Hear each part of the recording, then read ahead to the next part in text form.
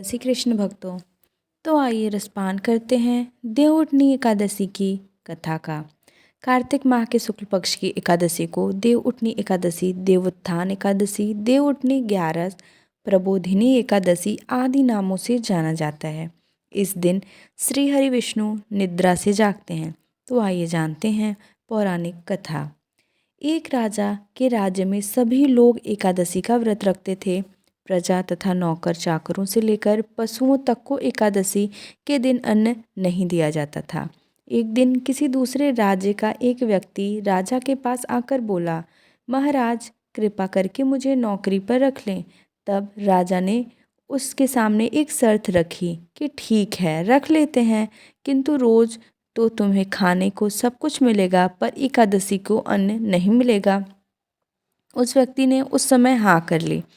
पर एकादशी के दिन जब उसे फलाहार का सामान दिया गया तो वह राजा के सामने जाकर गिड़गिड़ाने लगा, महाराज इससे मेरा पेट नहीं भरेगा, मैं भूखा ही मर जाऊंगा, मुझे अन्न दे दो। राजा ने उसे शर्त की बात याद दिलाई पर वह अन्न छोड़ने को राजी नहीं हुआ। तब राजा ने उसे आटा, दाल, चावल आदि दिए। वह नित्य की तरह नदी पर पहुंचा और स्नान कर भोजन पकाने लगा। जब भोजन बन गया तो वह भगवान को बुलाने लगा, आओ भगवान भोजन तैयार है। उसके बुलाने पर पीताम्बर धारण किए भगवान चतुर्भुज रूप में आ पहुँचे तथा प्रेम से उसके साथ भोजन करने लगे। भोजन आदि करके भगवान अंतर्ध्यान हो गए तथा वह अपने काम पर चला गया। 15 दिन बाद अगली एकादशी को वह राजा से कहने लगा कि महाराज मुझे दुगुना सम्मान दीजिए, उस दिन तो मैं भूखा ही रह गया। राजा ने कारण पूछा तो उसने बताया कि हमारे साथ भगवान भी खाते हैं, इसलिए हम दोनों के लिए ये सामान पूरा नहीं होता। यह सुनकर राजा को बड़ा आश्चर्य हुआ। वह बोला, मैं नहीं मान सकता कि भगवान तुम्हारे साथ खाते हैं। मैं तो इतना व्रत रखता हूँ, पूजा करता हूँ, पर भगवान ने मुझे कभी दर्शन नहीं दिए।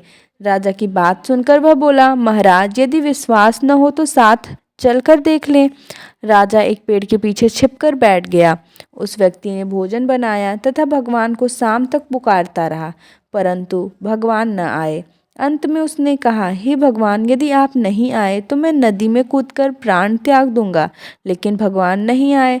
तब वह प्राण त्यागने के उद्देश्य से नदी की तरफ बढ़ा। प्राण त्यागने का उसका दृढ़ इरादा जान शीघ्र ही भगवान ने प्रकट होकर उसे रोक लिया और साथ बैठकर भोजन करने लगे।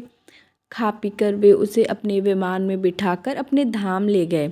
यह देख राजा ने सोचा कि व्रत उपवास से तब तक कोई फायदा नहीं होता जब तक मन शुद्ध न हो। इससे राजा को ज्ञान मिला कि वह भी मन से व्रत उपवास करने लगा और अंत में स्वर्ग को प्राप्त हुआ।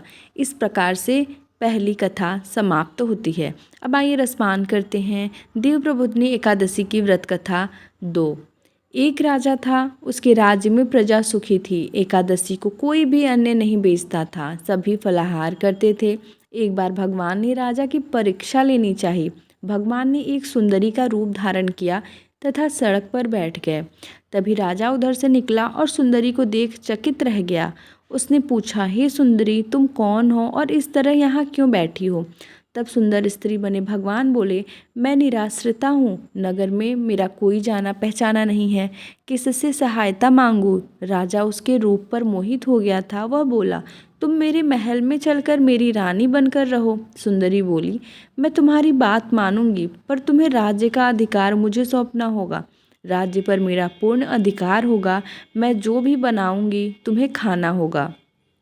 राजा उसके रूप पर मोहित था, अतः उसने उसकी सभी शर्तें स्वीकार कर ली। अगले दिन एकादशी थी।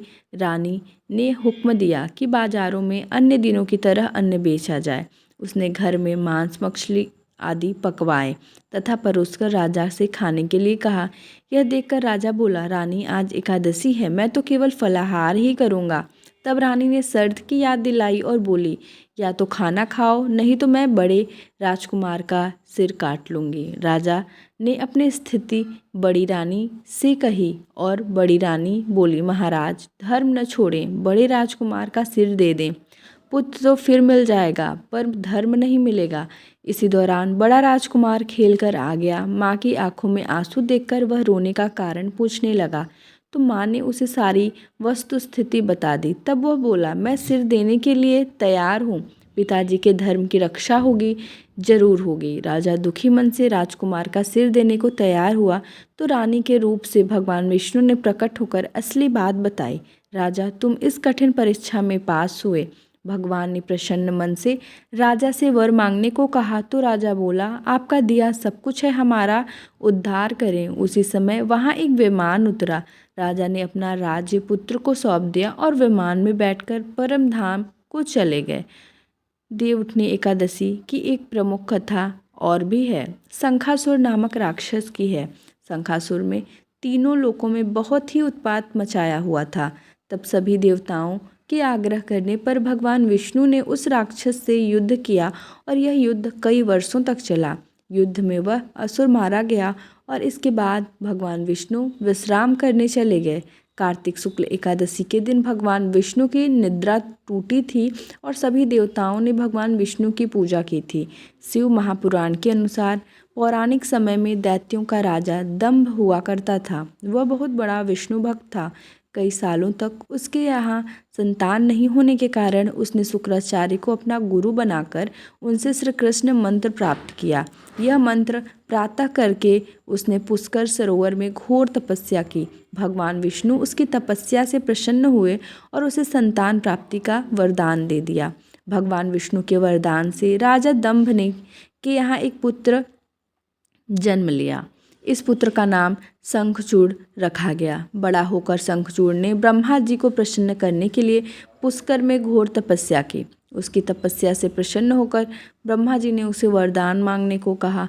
तब शंखचूड़ ने वरदान मांगा कि वह हमेशा अजर अमर रहे, वह कोई भी देवता उसे मार न पाए। ब्रह्मा जी ने उसे यह वरदान दे दिया और कहा कि वह बद्रीवन जाकर धर्मध्वज की पुत्री तुलसी को जो तपस्या कर रही है उससे विवाह कर ले। शंखचूड़ ने वैसा ही किया और तुलसी के साथ विवाह के बाद सुखपूर्वक रहने लगा। उसने अपने बल से देवताओं, असुरों, दानवों, राक्षसों, गंधर्वों, नागों, किन्नरों, मनुष्यों तथा त्रिलोकी के सभी प्राणियों पर विजय प्राप्त कर ली। वह भगवान श्री कृष्ण का परम भक्त था। शंखचूड़ के अत्याचारों से सभी देवता परेशान होकर ब्रह्मा जी के पास गए और ब्रह्मा जी उन्हें भगवान विष्णु के पास ले गए। भगवान विष्णु ने कहा कि शंखचूड़ की मृत्यु भगवान शिव के त्रिशूल से ही होगी, अतः आप उनके पास जाएं। भगवान शिव ने चित्ररथ नामक गढ़ को अपना दूत बनाकर शंखचूड़ के पास भेजा। चित्ररथ ने शंखचूड़ को समझाया कि वह देवताओं को उनका राज्य लौटा दे, परंतु शंखचूड़ ने मना कर दिया और कहा कि वह महेश्वर से युद्ध करना चाहता है। भगवान शिव को जब यह बात पता चली तो वे युद्ध के लिए अपनी सेना लेकर निकल पड़े। इस तरह देवता और दानवों में घमासान युद्ध हुआ, परंतु ब्रह्मा जी के वरदान के कारण शंखचूड़ को देवता नहीं हरा पाए। भगवान शिव ने शंखचूड़ का वध करने के लिए जैसे ही अपनी त्रिशूल उठाया तभी आकाशवाणी हुई कि जब तक शंखचूड़ के हाथ में श्रीहरि का कवच है और इसकी पत्नी का सतीत्व अखंडित है तब तक इसका वध असंभव है। आकाशवाणी सुनकर भगवान विष्णु वृद्ध ब्राह्मण का रूप धारण कर शंखचूड़ के पास गए और उसने श्रीहरि कवच दान में लिया। शंखचूड़ ने वह कवच बिना किसी संकोच के दान कर दिया। इसके बाद भगवान विष्णु शंखचूड़ का रूप बनाकर तुलसी के पास गए। शंखचूड़ रूपी भगवान विष्णु ने तुलसी के महल के द्वार पर जाकर अपनी विजय होने की सूचना दी। यह सुनकर तुलसी बहुत प्रसन्न हुई और पति रूप में आए भगवान का पूजन किया व रमण किया। ऐसा करते ही तुलसी का सतीत्व खंडित हो गया और भगवान शिव ने युद्ध में अपने त्रिशूल से शंखचूड़ का वध कर दिया। तब तुलसी को पता चला कि वे उनके पति नहीं हैं बल्कि वे तो भगवान विष्णु हैं। क्रोध में आकर तुलसी ने कहा कि आपके छलपूर्वक मेरा धर्म भ्रष्ट किया है और मेरे पति को मार डाला, अतः मैं आपको श्राप देती हूँ कि आप पासड़ होकर धरती पर रहें। तब भगवान विष्णु ने कहा, देवी तुम मेरे लिए भारतवर्ष में रहकर बहुत दिनों तक तपस्या कर चुकी हो। तुम्हारा यह शरीर नदी रूप में बदलकर गंडकी नामक नदी के रूप में प्रसिद्ध होगा। तुम पुष्पों में श्रेष्ठ तुलसी का वृक्ष बन जाओगी और सदा मेरे साथ रहोगे। तुम्हारे श्राप को सत्य करने के लिए मैं पाषाण यानी शालिग्राम बनकर रहूँगा। गंडकी नदी के तट पर मेरा वास होगा। देव प्रबोधिनी एकादशी के दिन भगवान शालिग्राम व तुलसी का विवाह संपन्न कर मांगलिक कार्यों का प्रारंभ किया जाता है। हिंदू धर्म मान्यता के अनुसार इस दिन तुलसी शालिग्राम विवाह करने का अपार पुण्य प्राप्त होता है। तो आइए जानते हैं कैसे करें पूजन। देवउठनी एकादशी के दिन व्रत करने वाली महिलाएं प्रातः काल में स्नान आदि से निवृत्त होकर आंगन में चौक बनाएं। उसके पश्चात भगवान विष्णु के चरणों को कलात्मक रूप से अंकित करें। फिर दिन की तेज धूप में विष्णु के चरणों को ढक दें। देवउठनी एकादशी को रात्रि के समय सुबह से स्रोत पाठ, भगवत कथा और पुराण आदि का श्रवण और भजन आदि का गायन करें। घंटा, शंख, मृदंग, नगाड़े और वीणा बजाएं। विविध प्रकार के खेल कूद, लीला और नाच आदि के साथ इस मंत्र उच्चारण करते हुए भगवान को जगाएं। उत्तिष्ठ गोविंद त्यज निद्रा जगत्पते त्वयि सुप्ते जगन्नाथ जगत सुप्तम भवेदिदम। उत्थिते चेष्टते सर्वमुक्ति स्ठोत्तिष्ठ माधव। गता मेघा वियच्चवे निर्मलम निर्मलादिश शारदानि च पुष्पाणि गृहाण मम केशव। इसके बाद विधिवत पूजा करें। तो आइए जानते हैं कैसे करें व्रत पूजन। पूजन के लिए भगवान का मंदिर अथवा सिंहासन को विभिन्न प्रकार के लता, पत्र, फल, पुष्प और वंदन बार आदि से सजाएं। आंगन में देवोत्थान का चित्र बनाएं। तत्पश्चात फल, पकवान, सिंघाड़े, गन्ने आदि चढ़ाकर डलिया से ढक दें तथा दीपक जलाएं। विष्णु पूजा या पंचदेव पूजा विधान अथवा रामचंद्र चंद्रिका आदि के अनुसार श्रद्धापूर्वक पूजन तथा दीपक, कपूर आदि से आरती करें। इसके बाद इस मंत्र को से पुष्पांजलि अर्पित करें। यज्ञेन यज्ञ मज्जयन्त देवास्तानि धर्माणि प्रथमान्यासन नेहनाकम महिमान सचंत यत्र पूर्वे सांध्या सन्ति देवा। पश्चात इस मंत्र से प्रार्थना करें। इयं तु द्वादशी देव प्रबोधाय विनिर्मिता त्वयं सर्वलोकानां हितार्थशेषसायिना।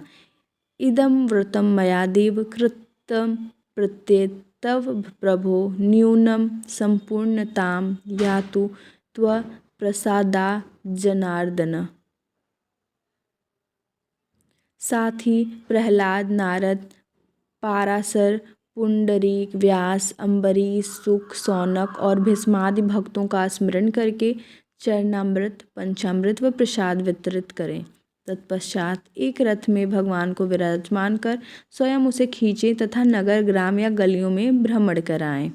शास्त्रानुसार जिस समय वामन भगवान 3 पद भूमि लेकर विदा हुए थे, उस समय दैत्यराज बलि ने वामन जी को रथ में विराजमान कर स्वयं उसे चलाया था। ऐसा करने से समुत्थिते ततो विष्णु क्रिया सर्वा प्रवर्तयेत के अनुसार भगवान विष्णु योग निद्रा को त्याग कर सभी प्रकार की क्रिया करने में प्रवृत्त हो जाते हैं। अतः अंत में कथा श्रवण कर प्रसाद का वितरण करें।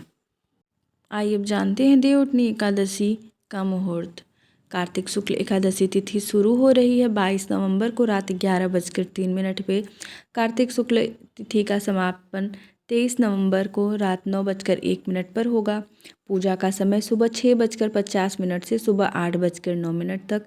रात्रि का मुहूर्त शाम 5:25 से रात 8:46 तक।